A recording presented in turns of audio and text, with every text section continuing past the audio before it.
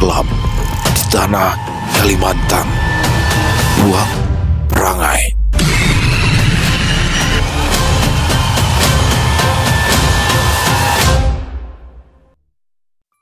Assalamualaikum warahmatullahi wabarakatuh. Halo semuanya teman-teman, selamat malam. Selamat datang kembali di channel kesayangan kita, channel Ilo Bercerita. Dan masih bersama saya Ilo.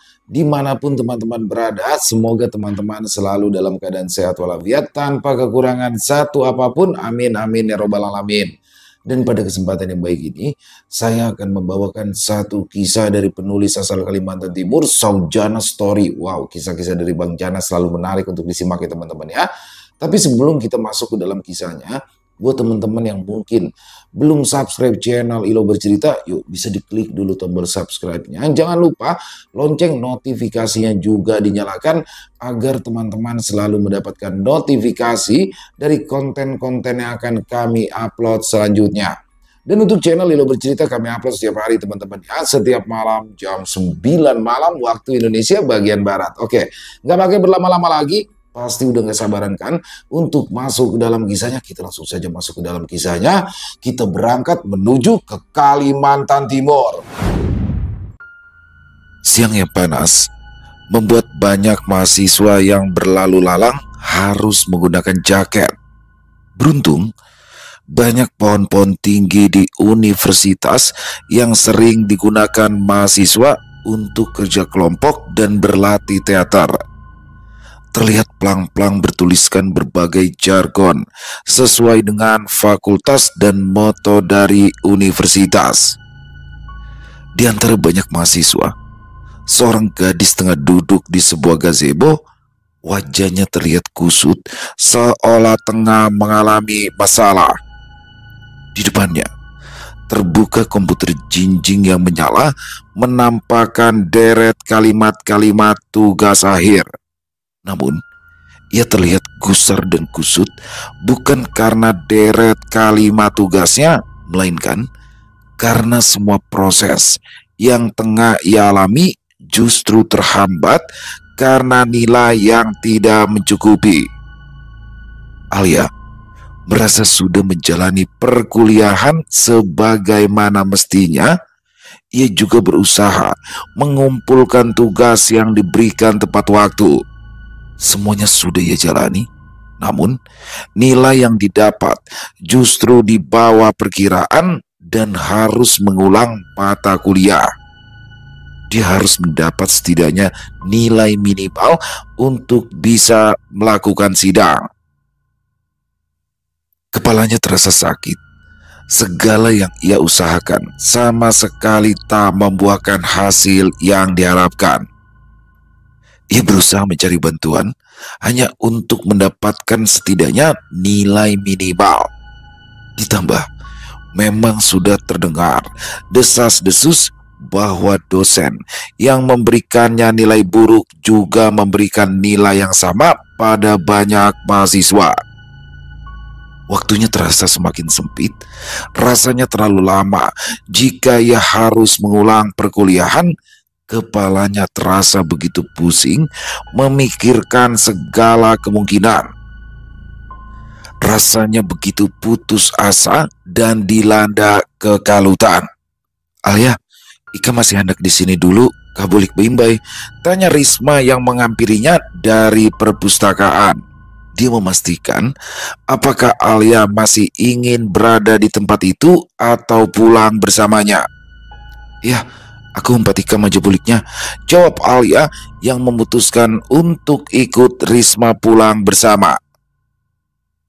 Kedua gadis itu pun pulang berboncengan menuju kos yang letaknya tak jauh dari area kampus. Alia duduk di boncengan dalam diam sambil terus melamun. Ia terlihat sama sekali tidak fokus pada keadaan sekitar. Dia bahkan sama sekali tak menjawab kala Risma mengajaknya berbicara. Entah karena tak mendengar atau karena pikirannya yang tak terfokus. Risma membelokkan motornya dan berhenti di depan sebuah warung makan langganan mereka. Alia tersentak kala menyadari motor yang ditumpanginya tiba-tiba berhenti di depan warung. Dia turun dan ikut memesan makan seperti yang dilakukan oleh Risma. Risma juga sadar bahwa ada sesuatu yang tengah terjadi pada Alia. Kawannya itu terlihat begitu kosong, seolah tak memiliki semangat hidup. Keduanya kembali berkendara setelah membayar makanan masing-masing. Alia yang biasanya ramah dan ceria, kini justru langsung masuk kamar dan menutup pintu. Padahal Risma selalu makan bersama Alia setiap hari, ditambah mereka berdua sudah berteman sejak SMA. Risma sangat ingin mengajak temannya itu makan bersama sembari membicarakan apapun untuk mendistraksi pikirannya. Namun Alia terasa menarik diri dan membatasi dirinya dari orang lain. Alia memang jarang bercerita. Ketika ia ada masalah, gadis itu hanya menunjukkan sisi terbaiknya.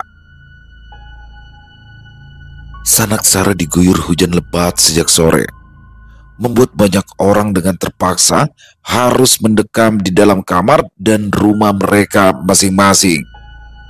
Risma sedang meringkuk di peraduannya, tubuhnya dibalut selimut tebal. Kos yang dingin karena penyejuk udara ditambah suara hujan yang begitu deras membuat gadis itu enggan untuk bangkit dari peraduannya. Telinganya disumpal sepasang earphone untuk mendengarkan lagu dan siniar di luar. Hujan begitu deras sehingga tak banyak kendaraan yang melintas. Gelap sudah menyelimuti Sanaksara. 2 jam sejak hujan turun, lampu-lampu rumah dan jalan sudah menyala. Namun kamar Alia justru tetap saja gelap seolah tak berpenghuni. Gadis itu masih meringkuk dalam diam. Pikirannya kalut dan bingung. Dia memikirkan berbagai kemungkinan, namun yang selalu terlintas di kepalanya hanyalah kemungkinan dan solusi terburuk. Ia sama sekali tak bisa berpikir jernih hingga akhirnya dia membuat sebuah rencana. Pagi tiba. Rasanya terlalu cepat dari hari-hari sebelumnya. Risma sedang bersiap untuk berangkat ke kampus karena masih ada 2 mata kuliah yang harus ia ikuti. Di kamar sebelah, Alia sudah berpakaian rapi. Ia berniat untuk mengusahakan agar dirinya bisa dapat keringanan dan bantuan dari dosen agar nilainya bisa dikatrol, setidaknya hingga batas minimal. Matanya bengkak karena terlalu lama menangis dalam diam. Bahkan ia harus menggunakan kacamata untuk menyamarkan keadaan kedua kelopak matanya. Tok tok tok, tok tok tok. Alia, berangkat yuk, ajak Risma setelah mengetuk pintu kamar Alia. Iya, jawab Alia dari dalam, kemudian membuka pintu kamarnya. Risma menatap temannya itu sejenak dalam diam. Alia terlihat berbeda. Temannya itu mengenakan celana jeans hitam beserta kemeja lengan panjang hitam yang lengannya digulung hingga mendekati siku. Tak ketinggalan keberadaan kacamata yang bertengger di atas hidung Alia. Risma ingin bertanya, namun ia urungkan karena keduanya sudah harus berangkat kuliah. Pagi yang dingin terasa segar menyentuh kulit. Lalu lintas sudah begitu ramai karena area kos dilewati puluhan pengojek daring yang mengantar mahasiswa menuju kampus masing-masing. Warung-warung sudah mulai buka, bahkan ada yang sudah siap sejak matahari belum sepenuhnya muncul. Area itu memang menjadi lahan basah bagi mereka yang hendak berjualan makanan. Alia dan Risma tak mampir untuk membeli sarapan. Keduanya memutuskan untuk makan di kantin kampus saat istirahat, atau keduanya mungkin akan makan setelah perkuliahan selesai saat mendekati jam makan siang. Apa yang ada di kepala Risma merupakan rencana yang belum diutarakan, sementara sudah ada rencana lain yang bertengger di kepala Alia sejak semalam. Risma, kena ikan bulik duluan aja. Aku hendak berjalan setumat.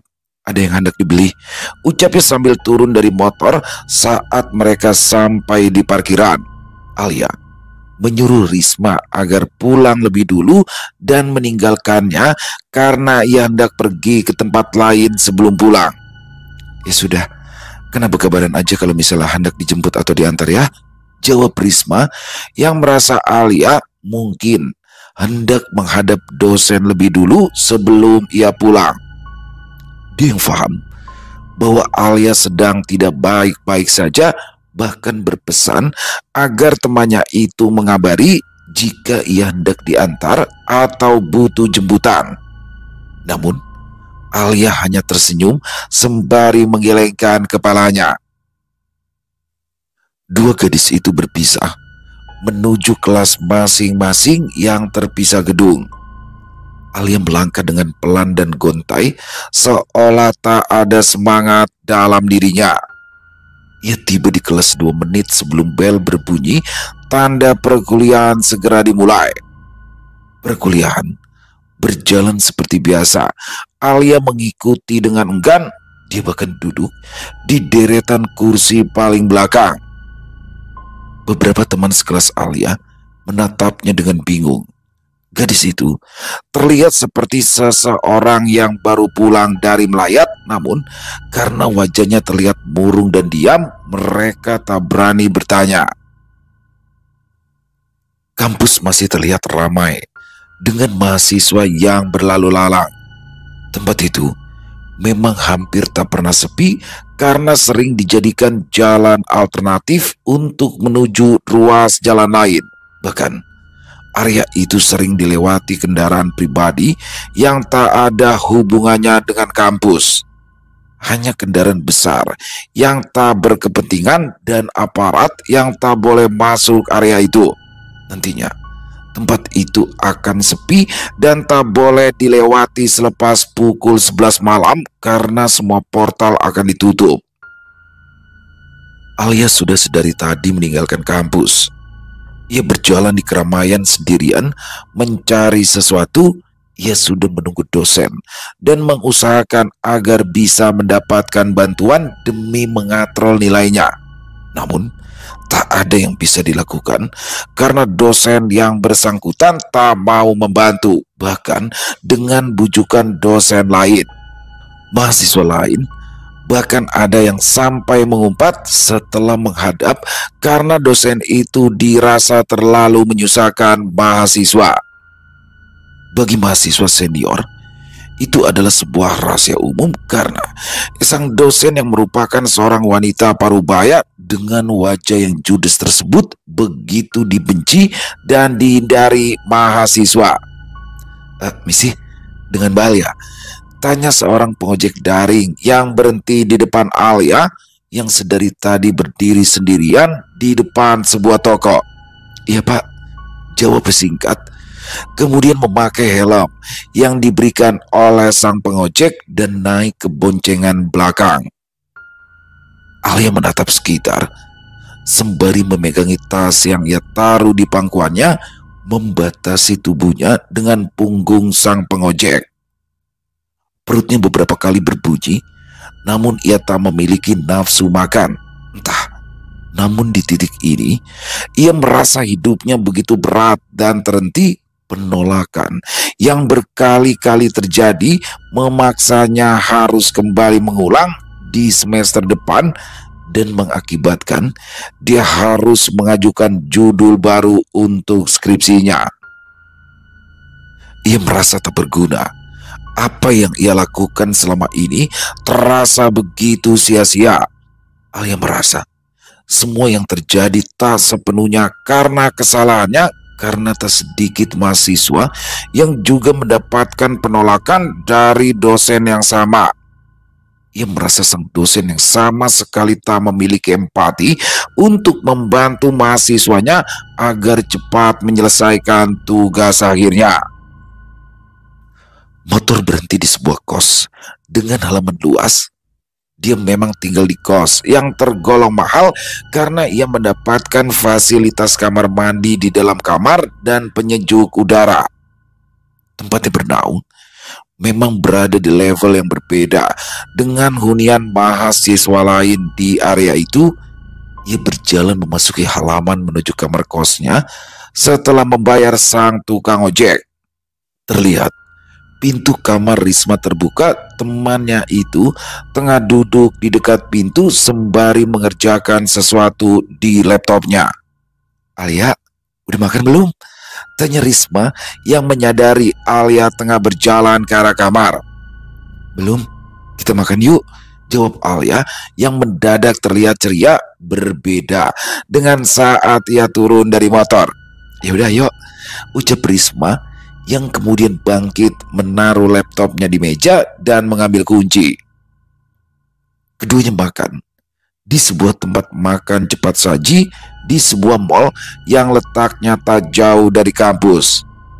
Risma sedikit bingung karena tak biasanya temannya itu mengajaknya makan di tempat itu, ditambah Alia begitu lahap menyantap ayam goreng yang porsinya lebih dari biasanya. Kawannya itu terus menyantap makanannya sambil terus tertawa dan berceloteh. Meski ia merasa bingung, namun Risma menganggap bahwa Alia sudah mendapatkan kabar baik sehingga mengajaknya makan di tempat tak biasanya. Ditambah harga sekali makan di tempat itu sama seperti 2 kali makan di tempat biasanya. Risma mengangkat pundaknya sekilas, kemudian menghabiskan makanannya. Keduanya mengobrol banyak hal, namun Alia tetap tak menjawab saat ia ditanya mengenai masalahnya dengan sang dosen. "Sudah, gak ada usah mikirin dosen bungul.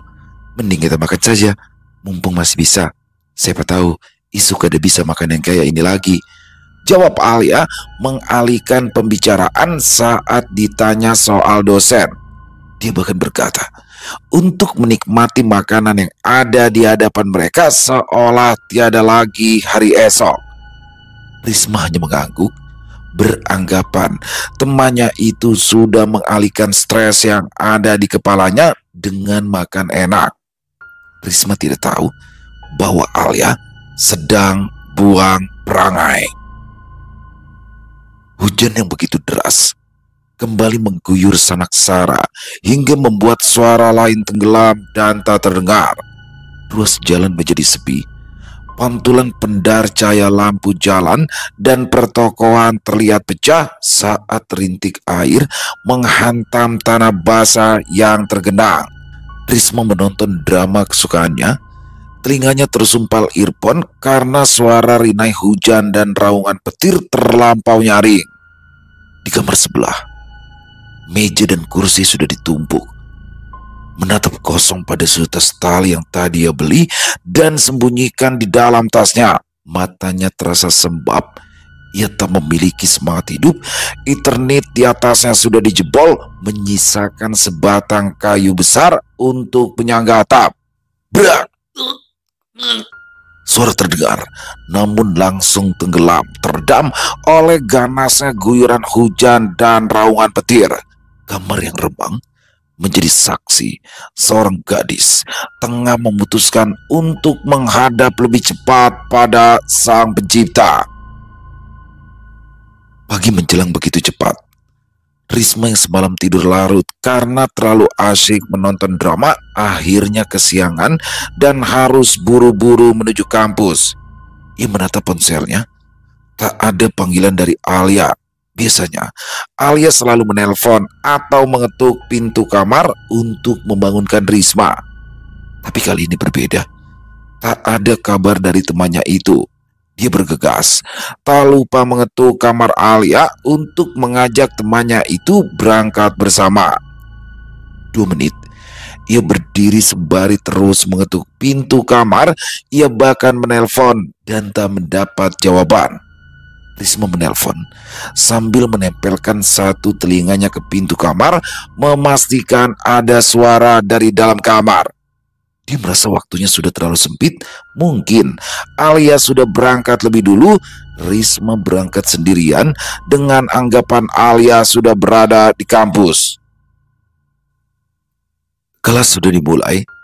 Risma terlambat 5 menit. Beruntung ia masih diperbolehkan masuk karena sang dosen belum memulai materi dan masih mengabsen. Ia duduk di deretan kursi paling depan sebagai konsekuensi keterlambatannya. Risma mengikuti perkuliahan dengan begitu fokus dan nikmat, tentu karena yang tengah berbicara di depan kelas adalah salah satu dosen killer yang begitu galak. Beruntung, keterlambatannya tak dipermasalahkan dan masih diperbolehkan masuk. Sejenak, ia menafikan semua pikiran di luar perkuliahan. Ia begitu terfokus hingga tak merasakan keanehan. Kampus terlihat ramai. Jam istirahat sudah tiba. Risma berjalan menuju kelas Alia, namun tak menemukan temannya itu. Ia bahkan bertanya pada teman sekelas Alia, namun kata mereka Alia justru tak hadir. Risma berusaha menghubungi ponsel Alia. Nada sambung terdengar, namun tak mendapatkan jawaban sama sekali. Tak biasanya, temannya itu mengajukan panggilan telepon darinya. Alia bahkan hampir tak bisa jauh dari ponselnya. Mendapati teleponnya tak dijawab merupakan sebuah kondisi yang tak biasa. Risma terdiam. Ia berusaha mengingat apakah hari sebelumnya Alia ada mengatakan sesuatu. Mungkin saja Alia sudah berpesan padanya, tapi ia tak mendengar. Risma berjalan menyusuri lorong menuju tempat parkir sambil terus mengingat. Ia berusaha merunut semua kegiatan yang ia dan Alia lakukan kemarin hingga akhirnya langkahnya terhenti. Jangan sampai, ucap dalam hati berkali-kali sambil mempercepat langkahnya menuju parkiran. Firasat buruk mendadak menyergap. Pikirannya hanya tertuju pada perkataan Alia kemarin. Satu kalimat yang terdengar aneh dan selalu dikaitkan dengan kejadian buruk. Jangan sampai anak itu buang perangai, batinnya, kemudian menyalakan motor dan bergegas menuju kos. Risma menggeber motornya dengan cepat. Ia ingin segera sampai di kos untuk memastikan keadaan Alia. Ia bahkan sempat hendak menabrak pagar saat berbelok memasuki area parkiran kos. Tanpa mengunci stang, Risma memarkirkan motornya dan bergegas menuju kamar Alia. Ia mengetuk berkali-kali sambil terus-menerus menelpon temannya itu. Wajah Risma mendadak pucat karena panik. Keringat membasahi dahi dan lehernya. Ketukan yang keras dan berubah menjadi gedoran membuat penghuni kos lain keluar kamar. "Kenapa, Riz?" tanya seorang penghuni kos yang merupakan mahasiswa di fakultas lain. "Si Alia dari pagi gak ada bisa dihubungi. Takutnya ada apa-apa," jawab Risma dengan nada panik. "Setumat ya, aku mintakan kunci cadangan sama ibu kos." Gadis itu pergi, meninggalkan Risma yang masih berdiri di depan pintu kamar Alia. Risma menunggu dengan perasaan tak tenang. Baginya, ini adalah menit terlama sepanjang hidupnya. Ia tak pernah sekhawatir dan sepanik ini. Segala kemungkinan buruk sudah berlintasan di kepalanya. Sekuat apapun, ia ingin menafikan pikiran buruknya, namun usahanya sama sekali tak berbuah hasil. Perkataan Alia kemarin terus saja terngiang baginya. Kalimat dari Alia kemarin seperti permintaan terakhir seorang terpidana mati. Dia menikmati ayam goreng itu begitu lahap, seolah itu adalah makanan terakhirnya. "Kenapa, Riz?" tanya seorang wanita parubaya yang berjalan tergopoh-gopoh sambil memegang serenteng kunci kamar dengan nomor-nomor sebagai labelnya. "Minta tolong bukakan kamar Alia. Dari tadi pagi dia tidak bisa dihubungi, dipanggil-panggil juga tidak ada yang nyaut, jawab Risma dengan nada panik dan khawatir. Anak kunci dimasukkan, kunci diputar hingga bunyi klek 2 kali terdengar. Ibu kos memutar gagang pintu kayu yang membatasi mereka dengan ruangan di dalamnya itu terbuka. 3 orang itu mendadak terdiam. Tangis Risma mendadak tumpah. Teriakan terdengar membuat seluruh penghuni kos keluar kamar dan berlarian menuju kamar Alia. Di hadapan mereka, Alia sudah mengambang di udara dengan seutas tali di leher. Seorang penghuni kos bergegas mengambil ponsel dan menelpon via kepolisian. Sementara itu, Risma hanya bisa berlutut menatap wajah temannya yang kedua matanya terbuka sembari menjulurkan lidah. Pandangan mereka bertemu. Dari mata Alia yang tak bernyawa, Risma bisa menangkap bahwa ini adalah maksud dari kalimatnya kemarin. Kabar duka tersiar dengan begitu cepat hingga ke telinga semua orang di kampus. Kos yang biasanya normal mendadak sepi. Semua orang hanya berdiam di kamar mereka. Tak ada tegur sapa, tak ada ajakan makan bersama. Kejadian yang menimpa Alia membuat atmosfer di tempat itu berbalik suram. Ditambah seutas garis polisi belum dicabut dari kamar Alia karena masih mendalami kejadian yang menimpa gadis itu. Berbagai karangan bunga tergeletak di depan pintu kamar Alia yang terbuka. Banyak dari teman-teman kuliah yang berkunjung untuk menaruh bunga berwarna-warni sebagai tanda berduka cita dan penghormatan bagi gadis ceria itu. Lelaki dan perempuan, mereka bergantian berkunjung sembari membawa bunga. Kepergian Alia merupakan pukulan keras bagi mereka. Ditambah dengan kabar yang santer tersiar perihal penyebab kepergiannya, Risma beberapa kali harus menghadap polisi karena harus dimintai keterangan.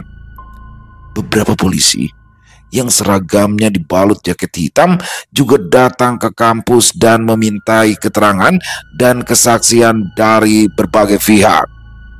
Semuanya terasa berubah, namun akan selalu ada akibat dari sebuah tragedi, sebuah efek yang pada akhirnya akan dirasakan banyak orang. Pintu tertutup. Tak ada lagi karangan bunga dan garis polisi yang sempat bergeletakan dan memagari kamar. Kos itu kembali seperti sedia kala, meski situasinya terasa berbeda. Semuanya akan berangsur kembali seperti sebelumnya. Setidaknya itu pikiran para penghuni dan pemilik kos. Namun semua tak lagi sama bagi Risma. Ia telah kehilangan sahabatnya. Ia masih bisa mengingat kalimat terakhir Alia dan tatapan matanya saat tubuhnya mengambang di atas lantai. Ia berdiam diri di kamarnya, tak sering keluar, meski ajakan selalu datang dari penghuni kamar lain. Malam ini terasa begitu sendu. Gerimis mengguyur sanaksara seperti duka yang tak kunjung usai. Risma dan penghuni kos lain meringkuk di balik selimut dalam kamar mereka yang remang. Di sebuah rumah, seorang wanita parubaya tengah tertidur bersama suaminya. Gerimis yang mengguyur pelan membuat keadaan semakin syahdu. Matanya yang terpejam seolah tak bisa terbuka karena tidur yang terlalu dalam. Tok tok tok, tok tok tok. Ketukan terdengar pelan, begitu kontras dengan suara gerimis yang berhantaman dengan atap. Astini, wanita yang tengah meringkuk di samping suaminya itu, mengerja pelan dan terbangun karena mendengar suara ketukan di pintu kamarnya. Ia berusaha duduk, mendengarkan dengan seksama dan memastikan bahwa ketukan yang terdengar adalah benar-benar berasal dari pintu kamar tidurnya. Benar, ketukan itu kembali terdengar. Ia menurunkan kakinya dari kasur. Dingin terasa begitu menusuk kala telapaknya menjejak lantai. Astini berdiri dan berjalan pelan. Kesadarannya belum sepenuhnya terkumpul. Dalam pikirannya, mungkin anaknya membutuhkan bantuan hingga harus mengetuk pintu kamarnya. Ia memutar gagang pintu yang sebelumnya terkunci. Cahaya masuk dan menusuk mata hingga Astini harus sedikit menyipitkan matanya. Tak ada seorang pun di hadapannya, hanyalah ruang tengah yang kosong. Ia menjulurkan kepalanya keluar dari ambang pintu dan menoleh ke kiri dan kanan. Tak ada orang. Astini menutup kembali pintu kamar dan menguncinya. Ia berbalik badan dan hendak kembali ke peraduan, namun ia terdiam. Langkah Astini terhenti.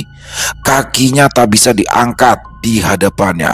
Suaminya tengah tertidur dengan tenang dalam kerembangan. Namun ia membatu bukan karena itu. Matanya tak bisa berpaling kala kedua matanya menangkap pemandangan sepasang kaki yang tergantung di atas kasurnya. Dia melihat dengan jelas kaki yang pucat dan lemah tengah mengambang di udara sambil bergoyang pelan seolah tertiup angin. Astini memberanikan dirinya. Kepalanya bergerak pelan dan mendongak. Dia bisa melihat wajah Alia yang tengah melotot, menatapnya dengan lidah terjulur keluar. Bu, tolong bu, sakit. Astini meneteskan air mata karena ketakutan. Dia bisa melihat tubuh Alia yang tergantung bergetar hebat dan memberontak. Dia bisa mendengar Alia yang tergantung mengeluarkan suara tercekat dan meminta tolong padanya. Astini hendak mundur, namun punggungnya sudah menghantam dinding dan pintu. Ia terhalang dan tak bisa lagi melangkah. Sementara di hadapannya, Alia yang tergantung itu justru melayang mendekat ke arahnya.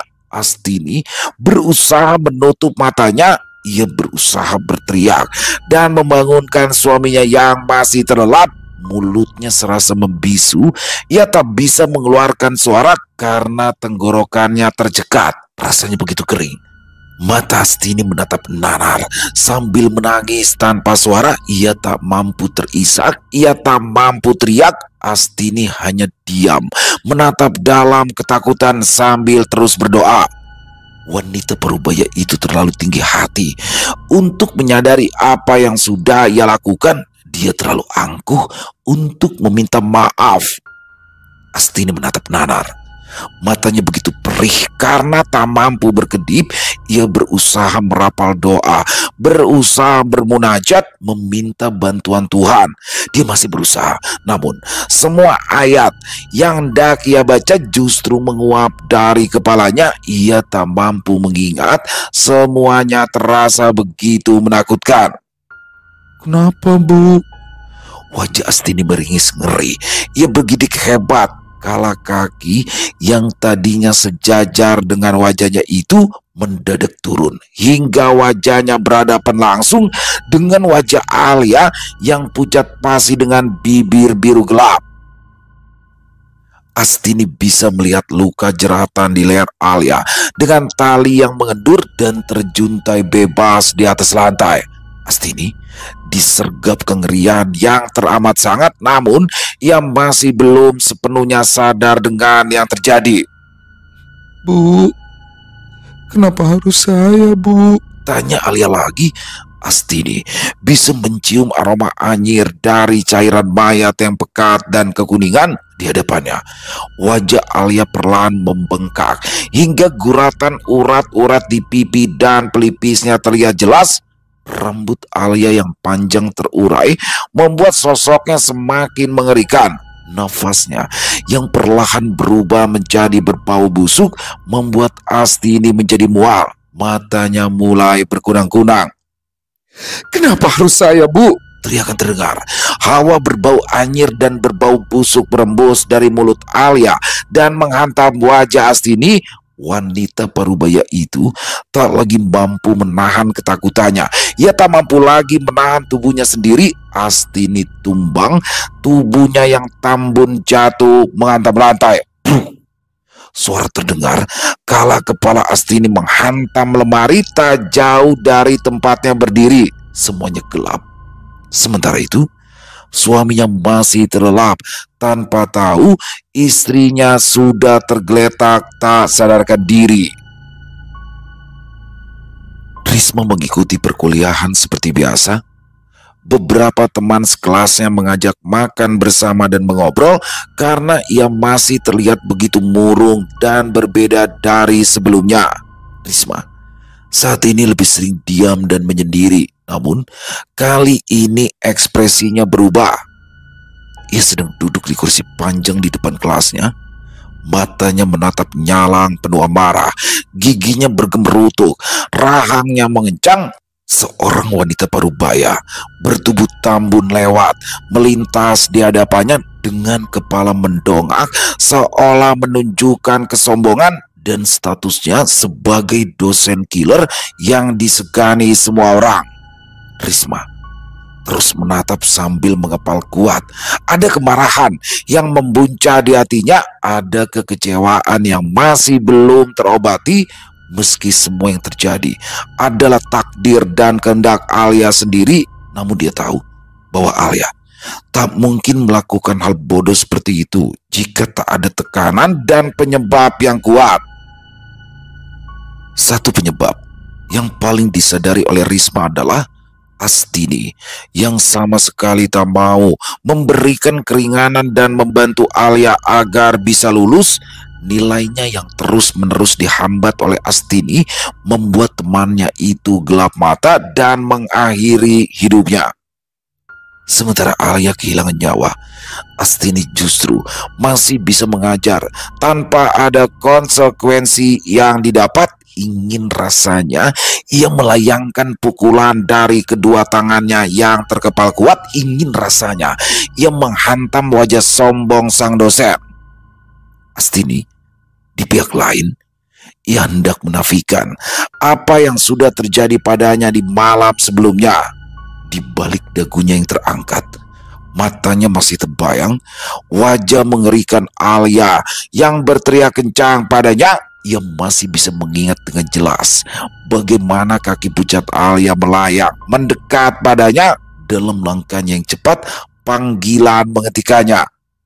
"Permisi Bu, ini barangnya ketinggalan." Suara seorang gadis terdengar memanggilnya dari arah belakang.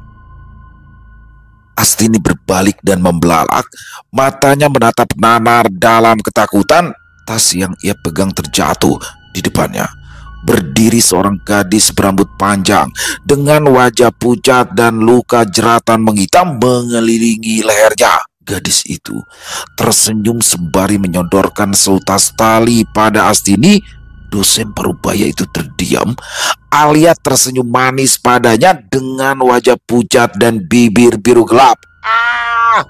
Teriakan melengking terdengar ke seluruh koridor bangunan, membuat semua mahasiswa yang tengah beristirahat menoleh ke arah sumber suara. Risma yang sedari tadi menatap Astini dengan geram berdiri diam. Dia menatap dingin kala dosennya itu limbung dan jatuh terlentang hingga punggung dan kepalanya menghantam lantai keramik. Mahasiswa berlarian memberikan bantuan, namun tidak dengan Risma. Dia menatap dalam diam. Tatapannya dingin penuh amarah. Dia tidak akan mengulurkan tangan. Dalam diamnya, Risma berkata dalam hatinya, jikalau ada sesuatu yang buruk terjadi pada dosennya, dia yang akan menyambut dengan gembira. Suasana kampus mendadak ricuh. Sebuah mobil minibus bergerak mendekati kerumunan di mana Astini tergeletak kejang dan tak sadarkan diri. Para mahasiswa pria mengangkat tubuh tambun Astini menuju mobil untuk dibawa ke rumah sakit terdekat. Butuh setidaknya 8 orang agar tubuh sang dosen bisa dimasukkan ke kabin mobil. 2 orang dosen mengantar Astini menuju rumah sakit. Mendadak tempat itu menjadi riuh. Di tempat Astini tadi terjatuh, ditemukan. Potongan seutas tali plastik berwarna biru. Risma berjalan mendekat. Ia menggenggam tali itu. Dia tahu semua ini pasti ada hubungannya dengan Alia. Dan ia sadar tali yang ia genggam adalah tali yang sama dengan yang digunakan Alia. Entah bagaimana potongan tali itu bisa muncul. Perkuliahan selesai. Risma kembali ke kos dengan membawa seutas tali di dalam tasnya. Ponselnya sedari tadi terus berbunyi. Nada pemberitahuan dari sebuah grup chat terus terdengar.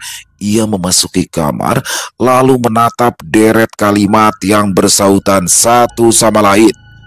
Kabar perihal tumbangnya sang dosen menjadi perbincangan hangat. Bahkan seorang mahasiswa yang merupakan anak dari seorang dosen memberi berita bahwa Astini sudah sadar namun mengalami stroke di sebelah tubuhnya. Mahasiswa itu bahkan mengatakan bahwa Astini sempat menyebut nama Alia sebelum akhirnya kehilangan suaranya. Risma tersenyum.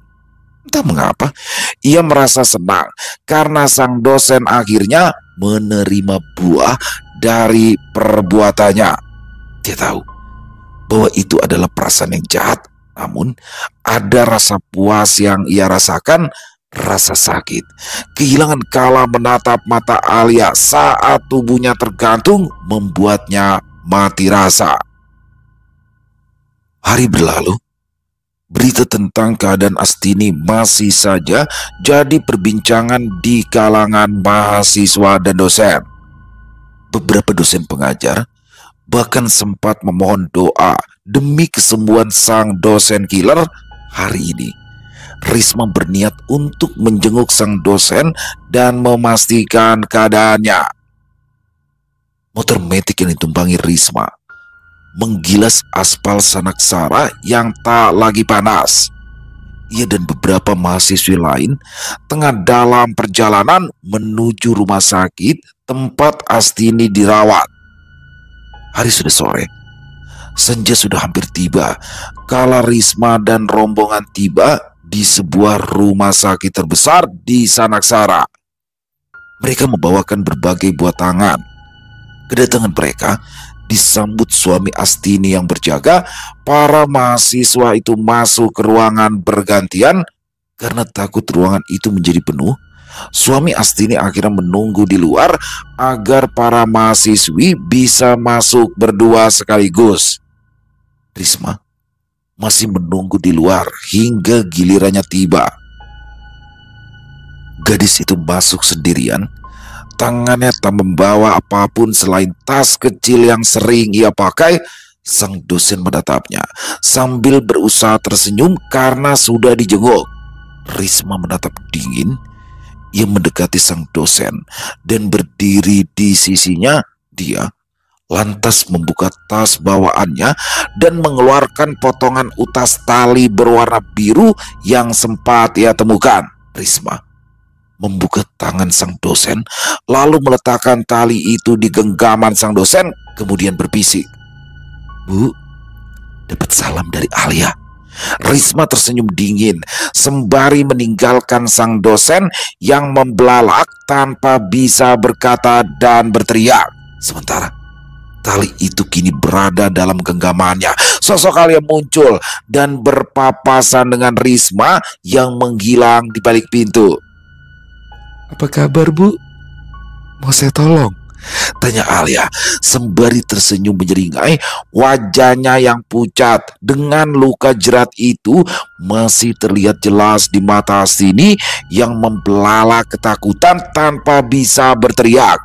Astini yang tak berdaya sadar bahwa kuasa yang ia punya akhirnya luntur dengan konsekuensi yang akan ia pikul hingga ia mati nanti.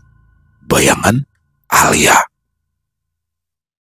Selesai. Wah, luar biasa kisah dari Bang Jana. Waduh, ini ngeri banget ya. Nih, tapi saya mencoba berpikir positif di sini ya. Mungkin apa yang dilakukan oleh Bu Astini sebagai seorang dosen itu adalah demi untuk mendidik para mahasiswa atau mahasiswi lainnya ya. Jadi memang dia tidak mau ada mahasiswa-mahasiswi yang nilainya jelek tapi lulus, sehingga itu akan berimbas di masa depannya nanti. Ini sekali lagi ya, saya mencoba berpikir positif. Intinya apa yang dilakukan oleh sang dosen itu adalah demi kebaikan untuk mahasiswa ataupun mahasiswi lainnya. Tapi ada tapinya nih, mungkin seorang guru ataupun dosen juga harus punya kepekaan ya, melihat masing-masing pribadi dari murid-muridnya. Jadi nggak bisa dipukul rata begitu ya. Mungkin ya cara penyampaiannya aja kali ya. Dan di sini bagaimana seorang Alia, waduh Alia ya, sangat tragis sekali kalau menurut saya. Tapi saya menyorotinya kalau untuk Alia ya, bahwa untuk pelajaran kita, terutama saya lah ke depannya, bahwasanya apabila kita memang sedang ada masalah, yang mungkin bagi sebagian orang masalah itu apa sih, sepele lah ya, ringan lo gitu aja kepikiran. Tapi teman-teman nggak semua orang sama gitu loh kekuatan mentalnya. Jadi berbeda-beda mungkin. Ya ampun Alia, cuma masalah begitu doang aja, itu kan bisa nanti bisa ke depannya lulus atau nggak lulus satu mata kuliah juga nggak masalah gitu loh, nggak akan berpengaruh banyak dalam kehidupannya. Jadi apa namanya, bagikan saja ketika ada masalah walaupun kecil, bagikan saja, apalagi dia punya sahabat yang baik, Risma, ngomong aja. Karena ketika kita sudah bicara menumpahkan permasalahan yang kita rasakan, sedikit banyak beban itu akan sedikit menghilang, apalagi ketemu solusinya, wah udah selesai semua di situ. Dan itu teman-teman ya, dan Risma juga harusnya lebih bisa lebih bisa terbuka lah ya, lebih bisa melihat peka, oh temennya lagi ada masalah, ajak aja ngobrol walaupun dia mencoba mengalihkan atau apa, gimana caranya pokoknya biar Alia ini bisa ngomong nih apa yang sedang ia rasakan, mungkin saja dia bisa punya solusi. Tapi itu sekali lagi teman-teman ya, mencoba berpikir positif dan mengambil hikmah dari kisah dari Bang Jana barusan. Tapi itu serem pakai banget ya. Dan bagaimana Bu Asti ini harus dihantui Alia sepanjang hidupnya. Wow, luar biasa kisahnya. Dan di sini adalah buang perangai. Buang perangai itu istilah dari Kalimantan teman-teman ya. Tapi mungkin di masing-masing daerah punya istilah masing-masing terkait buang perangai. Ada yang bilang bekasin, kalau orang Betawi, wah ngebekasin tuh dia tuh, gitu kan. Tapi nggak tahu deh kalau dari tempat yang lain mungkin ada juga. Silakan buat teman-teman bisa menuliskannya di dalam kolom komentar atau hanya sekedar sering menyapa. Insya Allah kami akan menjawab satu persatu. Buat Bang Jana, terima kasih atas kisahnya. Ditunggu lagi kisah-kisah selanjutnya. Dan buat teman-teman yang suka dengan kisahnya, bisa diklik tombol like, tombol jempol, boleh juga dibantu di-share ya link videonya ini ke teman-teman yang lain agar juga ikut merasa terhibur. Dan di akhir kata, saya Ilo mengucapkan permohonan maaf apabila mungkin dalam pembawaan kisahnya barusan ada kata-kata saya yang salah ataupun ada kata-kata saya mungkin yang kurang berkenan. Saya mohon dibukakan pintu maaf yang seluas-luasnya. Sampai berjumpa lagi di konten-konten kami selanjutnya. Yang pasti tidak kalah serunya, yang pasti tidak kalah horornya. Masih bersama saya Ilo di channel Ilo Bercerita. Salam sehat, sukses selalu untuk kita semua. Wassalamualaikum warahmatullahi wabarakatuh.